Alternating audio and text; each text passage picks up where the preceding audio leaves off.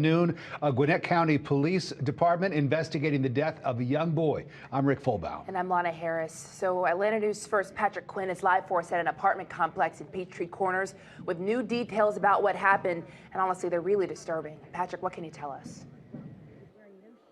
We have heartbreaking developments. This scene started around 7:45. Gwinnett Fire, they responded here to a call about a fire. However, this has turned into a criminal investigation. Firefighters, they found a 6-year-old boy inside one of these units with multiple stab wounds. I'm going to have my photographer zoom in just a little bit. And this fire was first called in by a neighbor on the upper floor, seeing black smoke coming up into her unit. And again, when fire responded just after 8 o'clock, they heard alarms. They forced entry into a bottom apartment, and that's where they found the child unresponsive. He was rushed to a nearby hospital, but he has died from his injuries. Now, recently after that, around 9:15 this morning, they did find a woman behind the building, and here's what police officials just told us about this person they are considering a person of interest.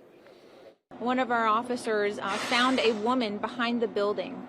This woman was not wearing any shoes. She had on one sock and her clothing was wet. She was immediately taken into custody and transported from the scene. We do know that that woman does reside in the same unit where the boy was, but we're still working to determine exactly what her role in this criminal investigation is. And back here live from the 3500 Vines Apartments in Peachtree Corners. Again, we asked about the relationship between the woman and the boy. At this time, they are not telling us any more information. They do expect to give us more details later this afternoon after they investigate her. They said she did have some injuries to her body. She was taken to the hospital, but now she will be transferred to the police department for further questioning. Just a heartbreaking scene here. We were able to talk with some neighbors.